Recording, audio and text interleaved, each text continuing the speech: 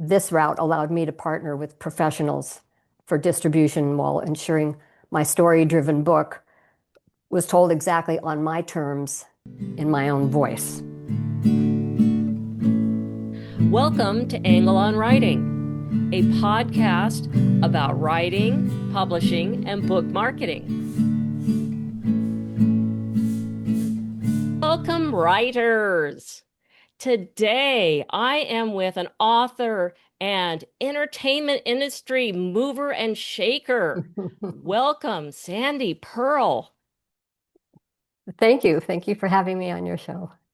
I appreciate that. Well, I think this is going to be very interesting. You have a book out that has a ton of stories about your life and your adventures in the entertainment industry. Why don't you give us a little bit of a synopsis? All right. Well, the name of the book is Then the Phone Rang, My Journey from Hitchhiking Hippie to the Hollywood High Life. It's a true, wild, cinematic, candid memoir that traces my evolution from a free-spirited, bell-bottom, patchouli oil-wearing hitchhiker to navigating the dazzling high-stakes Cartier world of Hollywood. It offers, it's entertaining, it's inspiring. There's a lot of behind the scenes vignettes. It's an insider's look at the grit, the glamour, and serendipity it takes to build a long career in the entertainment industry, and specifically how a woman navigates and survives a fiercely male-dominated industry without using knee pads. And because I spent 23 years in the entertainment industry, I started out answering phones and fetching coffee to doing publicity at Atlantic Records. We've maybe heard of Led Zeppelin or Ahmet Ertegun, who is the founder of Atlantic. So that was kind of a big deal. I was 25 at the time when I started. I worked in various areas of production in film, television, commercials, and it culminated in a successful career as a producer of national commercials. I spent a lot of time mingling with very eccentric and eclectic bunch of celebrities. The book includes great stories, like going from being a hitchhiking hippie to riding in a limo with Steven Tyler and Aerosmith on their way to a concert at Madison Square Garden. I was also part of the first film crew that was allowed into Graceland to film a movie called This Is Elvis that was released by Warner Brothers. I worked directly with a lot of icons like George Burns, Betty White, Tom Bosley, Jaclyn Smith, Jack Klugman, and there's a lot of anecdotes about Bruce Springsteen, Barry White, David Geffen, Richard Branson. Maybe you've heard of some of these people.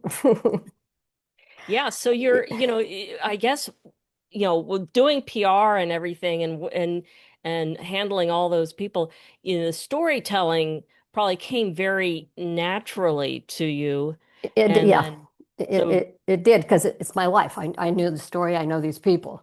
So, the writing part was easy. The cleaning it up part was a little challenging. You want to make sure that if you're writing about people like that, you're not going to get sued.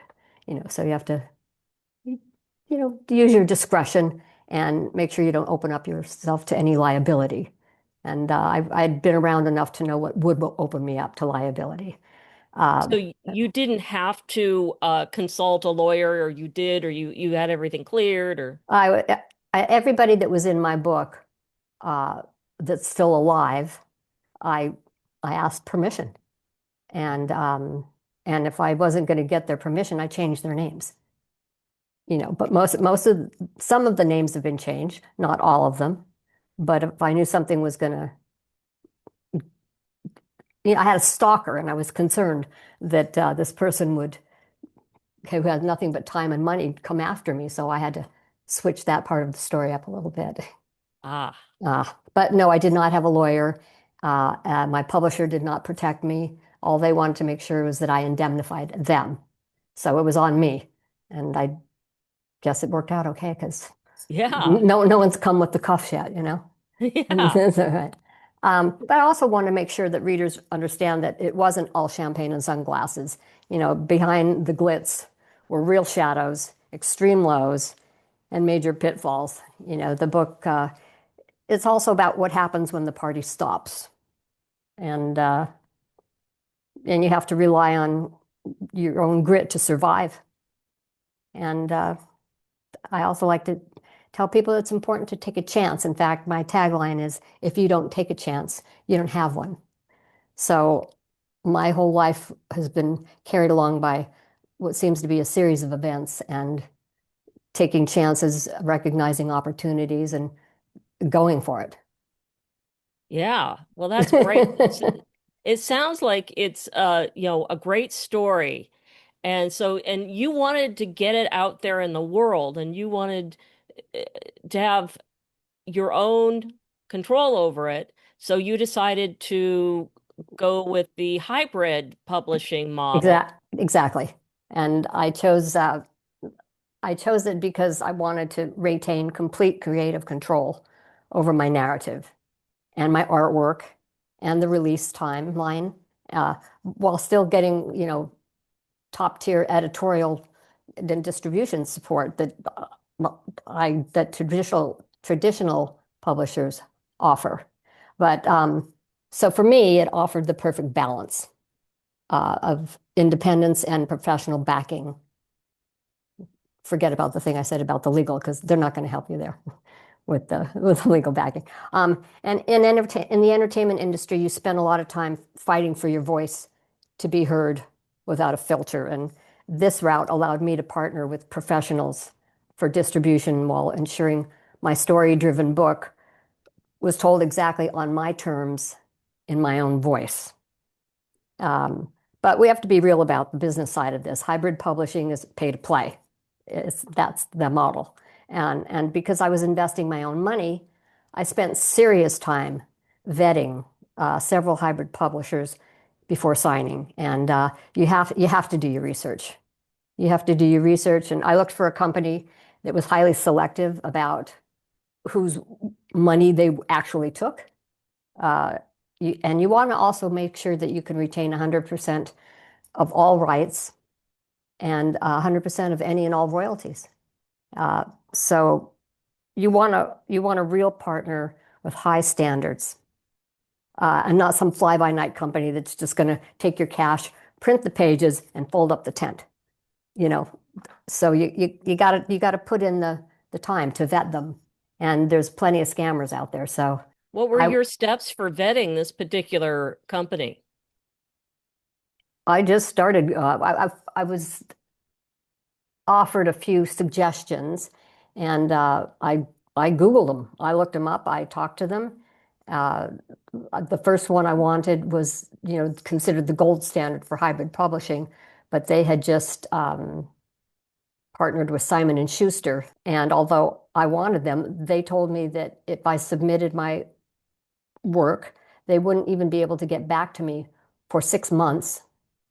And and if I needed to be published before summer of 26 or something like that, that I should just move on. And I thought, well, that they're gone, you know. And that wasn't even a guarantee. That's just, you have to wait 6 months to see if they're even going to ask you for more pages, you know. So I moved on to a couple more, and then I found one that looked fair and interesting and affordable, and they had a good reputation. I knew a few other people who had published books with them, and I got busy, you know, stalking them, making sure that they were okay. So I wrote I literally wrote one query letter that I sent out, and the woman said, "It sounds interesting. Would you like to send some pages?" And I did, and within like a week, she said, "We're interested, and we'd like to work with you." And because I trusted them, uh, that's what happened. I mean, it's almost unheard. I mean, it's like I caught lightning in a bottle, but I did a lot of work researching it to send out one query letter. And it wasn't like, Random House was fell on my doorstep. I mean, we have to Yeah, so it understand that. wasn't really what other authors consider when you hear about writing a query letter. Right. Usually that's for requesting publication Yeah. for a small press or for representation from an agent. So this is a little bit of a different inquiry. But then once they took you on, what did it go pretty smoothly, or were there any bumps along the way? Well, they were concerned. I said, how long will it take? Because my intent was to have it ready for the conference last year, which didn't happen. I said, I need it by June. And they said, well, we'll do our part. Will you do your part? And I thought, oh, they don't know me. I'll do my part. So there were some bumps, but I actually had the book in hand 6 months later. But I was bird dogging them, and my my my manuscript was very well edited by the time I submitted it, and they made some suggestions, some I took to heart and made some adjustments, and others I said that's not that no, this you're not getting this, and they were fine. They just backed right down. A lot of the hybrid publishers, they include a package that you could add on Right. for publicity. Yes. And so did you take that up, or you probably didn't I did. have to? I didn't. I did it myself. But that's just because I have some background in it. I've sort of listened to their pitches, and I thought, I think I know a little bit more than you guys do. So I'm going to just try this on my own. And I wouldn't have been opposed to having somebody help me if I needed it, but it turned out okay. So yes, they offer different packages, and there's the platinum and there's the premium, and you just see what fits your budget and your needs. But you could do it yourself. So you went ahead and developed your own marketing plan and implemented it and everything. So what were those steps? Well, so let's talk about my marketing plan and my street team, which are, you know, it, it, my marketing plan really just focused on genuine connections with people. I knew a lot of people, uh, and it relies heavily on word of mouth, on my social buzz, my author website. I built a website. Somebody built it for me. And I did live bookstore events. I joined different social groups. Um, and and now podcasts. So I'm getting it out there myself, and I'm the one who walked right into Chaucer's and said, "You think I could do something here?" And I didn't have anybody representing me. I represented myself, and so my street team is a grassroots network of friends, colleagues, former industry professionals who helped spread the word on social media and generated reviews. I think I've got like 78 Amazon overall ratings, and I think 72 of them are actual pretty thoughtful reviews. So a lot of it was word of mouth, and I'm fortunate to still have some friends in the business that loved the book and just started talking about it. So it kind of took on a life of its own. So as you know, the I've been curious about the street team concept. I haven't Mm. worked with a street team myself before. Mm. So did you have a couple of meetings, or did you mainly just do like some group chats or anything like that? Or how did it work to have a team? Well, I'm calling it a team, but it's really like my group of personal friends. I don't like to sit and name drop, so I'm not going to, but I know quite a few people having worked in the industry for 23 years. So, and a lot of them were very interested in the book because they knew a lot of people that were in the book. So they just started talking about it and it just started getting buzz. So my street team they're my homies, they're my friends, they're my pals. And the other thing I did is I would shamelessly hand out my bookmark, which has the image of my book cover on it and uh, quotes from some high profile people. On the back of it is a QR code that goes right to my website. Um, I kind of turned the act of reading into an interactive shared experience with friends who turned their friends onto it. Uh, I submitted my book to something called Reader's Favorite for uh, a free review. I figured, why not? And this guy named Leonard Smuts gave me a 5-star review. And, and I Not thought, a not a great name for him, but no, a no, good review for you. I'll take it. But but so that's great. I think it's so many reviews. I think it's just awesome. And so did you, when you were preparing to launch the book, we all have to Mm, get ready for that day when we know it's going to release. Did you have things you did before the launch? I did. I started teasing it probably about 6 months. Once I got my a firm-ish date, I started dropping like I would take I did a little behind the scenes stuff. I my book is 252 pages. It's got 63 chapters in it. It's a lot of punchy uh, vignettes and short stories. So I would like take a picture of one of the sections and show the titles of it. I started teasing it that way. Um, I started teasing the book reveal, the book cover reveal.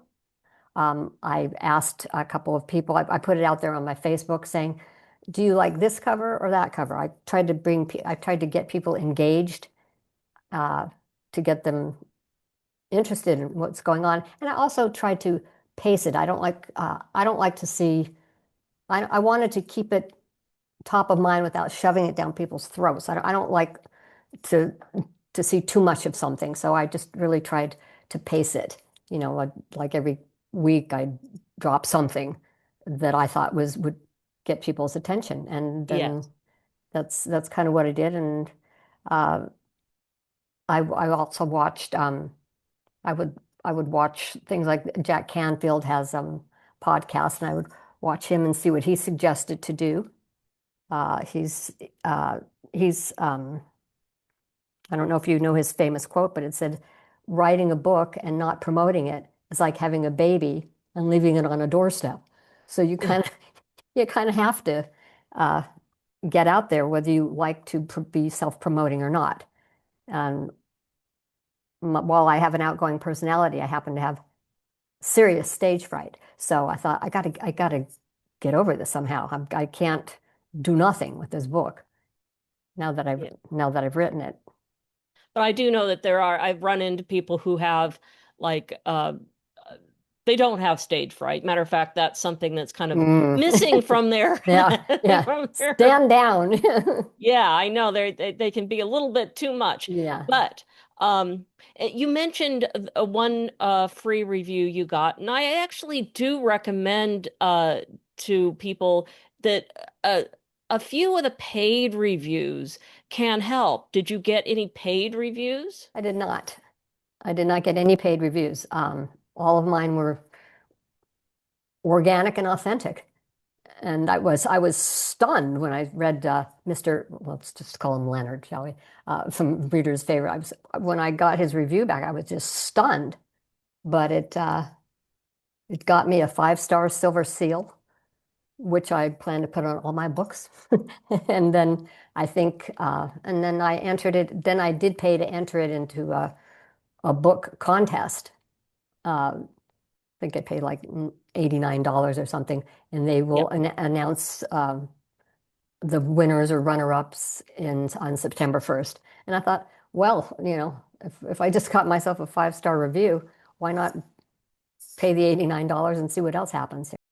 Yeah, exactly. Well, good luck with that. Yeah, and Thank are you you. entering any other contests? No, but the other things that I do, Lisa, is like when I've networked, I've met people that write for the Independent or the Montecito Journal, and just made friends with them, handed them my bookmark, said, would you be interested in giving me a shout out if I'm going to be at Chaucer's or Tekalati? And they did, I mean, people have been very kind and receptive, and it doesn't hurt to have local people giving you a shout out of where you're going to be speaking. And I also got my book in the Santa Barbara Public Library, Oh, because what did you do to do that? well, I just walked in with my book and I just talked to the guy. His name is Jace, who's like the head guy over there, and he had to look at it and see if it was worthy of being put in their catalog. And I guess he decided it was. So, it's been checked out and with holds on it ever since. And I think what happens is if enough people put holds on it, then they wind up buying it, you know. And my feeling is, I mean, I had no delusions of being a best-selling author or making money, but to me, it's more important that 1,000 people read it than 1,000 people buy it. But that's me, you know.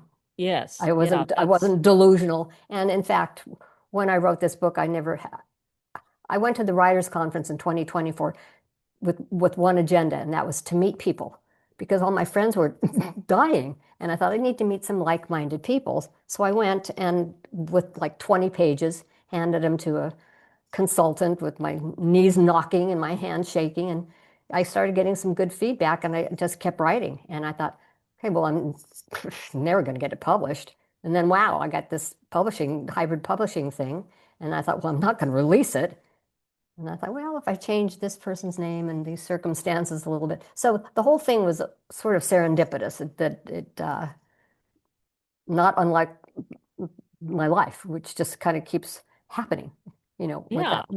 not that I don't have intention, but nothing like what has happened in my life without planning it. It just getting carried along by a series of events.